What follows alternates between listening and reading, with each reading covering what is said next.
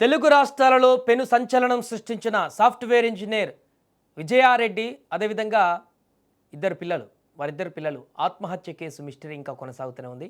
6 రోజులుగా పోలీసులు జల్లెడ పడుతున్నారు. అసలు ఆ అర్ధరాత్రి ఏం జరిగిందనేటువంటి అంతు చిక్కడం లేదు ఆ ప్రశ్నే. విజయశాంతి రెడ్డి కేసులో పోలీసులు ఇప్పుడు దర్యాప్తు ముమ్మరం చేశారు. ఇప్పటికే మృతురాలికి అత్యంత సన్నిహితంగా ఉండేటువంటి దాదాపు 20 మందిని పోలీసులు లోతుగా విచారించినట్టుగా సమాచారం. అయినప్పటికీ ఆత్మహత్యకు గల బలమైనటువంటి కారణం కానీ ఆ రాత్రి జరిగినటువంటి పరిణామాలపైన కానీ ఎలాంటి స్పష్టత రాలేదు. ఆమె నివాసం నుంచి రైల్వే ట్రాక్ వరకు ఉన్న సుమారు 100 సీసీటీవీ ఫుటేజీలను కూడా పోలీసులు క్షుణ్ణంగా పరిశీలించారు. ఆమె ఏ రూట్లో వెళ్ళేటప్పుడు ఎవరైనా అనుసరించారా ఎవరినైనా అనేటువంటి కోణంలో కూడా విజువల్స్ తనిఖీ చేసినా కూడా ఇప్పటివరకు పోలీసులకు ఎలాంటి కీలకమైన క్లూ కూడా లభించలేదని తెలుస్తోంది. ఈ కేసులో అత్యంత విషాదకరమైన మిస్టరీగా మారినటువంటి అంశం ఇద్దరు పిల్లలను ఆమె ఆత్మహత్యకి ఎలా ఒప్పించారు, లేక వారే ఇష్టపూర్వకంగా తల్లి వెంట వెళ్ళారా అనే కోణంలో పోలీసులు క్లారిటీ కోసం ప్రయత్నిస్తున్నారు. ఘటనా స్థలంలో తగినటువంటి ఆధారాలు దొరక్కపోవడంతో రైల్వే పోలీసులు నేరుగా విజయశాంతి రెడ్డి నివాసాన్ని తనిఖీ చేయాలని భావిస్తున్నారు. ఇంట్లో ఏవైనా క్లూస్ దొరుకుతాయా అనే అనుమానంతో జల్లెడ పట్టనున్నారు. పర్సనల్ డైరీలు లేదా ఎలక్ట్రానిక్ గ్యాడ్జెట్స్ లభ్యమైతే కేసు ఒక కొలిక్కి వచ్చే అవకాశం ఉందని భావిస్తున్నారు. ఇప్పటికే మొబైల్ ల్యాప్టాప్ స్వాధీనం చేసుకున్నారు. మృతుల మొబైల్ ఫోన్ కాల్ డేటా మరియు సోషల్ మీడియా ఖాతాలను కూడా ఇప్పుడు విశ్లేషిస్తున్నారు. ఆత్మహత్యకు ముందు ఆమె ఎవరితో మాట్లాడారు, చివరి రోజులలో ఆమె ప్రవర్తన ఏ రకంగా ఉంది అనే విషయాలను కూడా సేకరించడం ద్వారా ఈ సంచలన కేసులో మిస్టరీని ఛేదించాలని కూడా పోలీసులు చూస్తున్నారు.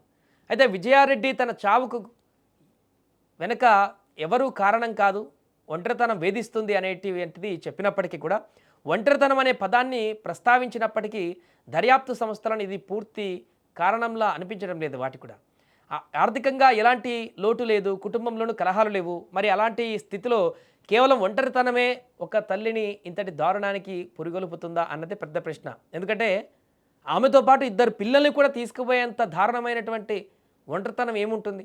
అసలు ఆ ఒంటరితనం భర్త దూరంగా ఉండడం వల్ల కలిగిందా, లేక తన సమస్యను ఎవరికీ చెప్పుకోలేక తనలో తాను కుమిలిపోవడం వల్ల ఏర్పడిందా?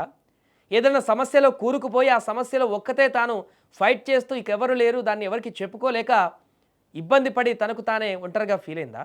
ఒక బాధ్యతాయుతమైనటువంటి ఐటీ టీమ్ లీడర్గా ఉన్న ఆమె తనను తాను కాపాడుకోలేకపోయారా, లేక ఎవరైనా ఆమెను ఆ పరిస్థితుల్లోకి నెట్టివేయబడ్డారా? ఇప్పటివరకు ఎలాంటి ఇతర ఆధారాలు దొరకపోవడంతో ఉత్కంఠ రేపుతుంది కేసు. కేవలం ఒంటరితనమే కారణమైతే తనతో పాటు ఇద్దరు ఎదిగిన పిల్లల ప్రాణాలను తీయవలసిన అవసరం ఏమొచ్చింది? తన మరణం తర్వాత వారు ఒంటరివారు అవుతారనేటువంటి విషయం భయపడ్డారా? ఒంటరివారు అవ్వడానికి వారు చిన్న పిల్లలు కూడా కాదు, ఇంటర్కి వచ్చేసారు.